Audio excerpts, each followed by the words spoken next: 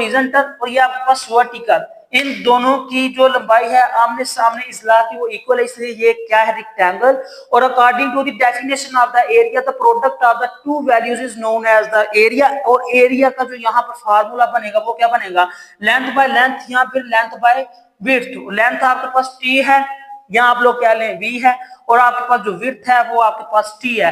तो ये देखें डिस्टेंस हम लोगों ने फाइंड करना था, वो हमारे पास क्या बच्चे आ जाएगा, वो आ जाएगा S is equal to V T. ये आप लोगों का फर्स्ट केस सॉल्व हो जाएगा, जिसमें आप लोग क्या करेंगे, अगर आप लोग एक्स एक्सिस के लॉन्ग टी और वाई एक्सिस के लॉन्ग वी स्पीड लेंगे तो आपने वहां पर स्पीड टाइम ग्राफ की मदद से जो एरिया फाइंड करेंगे वो किसके इक्वल आ जाएगा, S is equal to V T. ठीक है। दूसरा जो आपका केस है उसमें ये चीज बताई जा रही है, speed of an object increase uniformly. अगर आपके पास किसी ऑब्जेक्ट की स्पीड इंक्रीज कर रही है यूनिफॉर्मली, कांस्टेंटली क्या कर रही है, इंक्रीज कर रही है, तब वहां पर जो ग्राफ बनेगा, शेडेड एरिया होगा, वो कौन सा होगा, और वहां पर जो उसकी वेलोसिटी है उसमें क्या चेंजिंग आएगी। काफी सारे बच्चों को ये चीज समझ में नहीं आती कि यहाँ पर ये 1/2 या फिर ये 2 किस तरह से आ गया, ये हमारे पास वैल्यू कैसे बन गई है। बच्चे इसमें मुश्किल वाली कोई बात नहीं है, ये आपके लिए बहुत ही इजी मेथड से मैंने यहाँ पर कर दी है।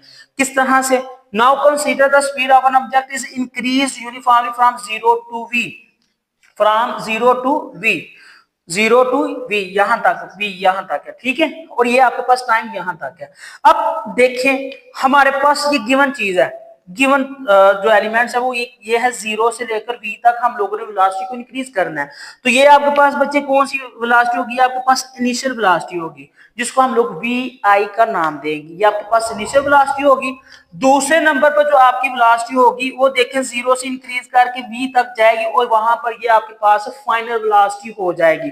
और ये जो फाइनल वेलोसिटी होगी इसको हम लोग vf कह देंगे। क्या कह देंगे, vf।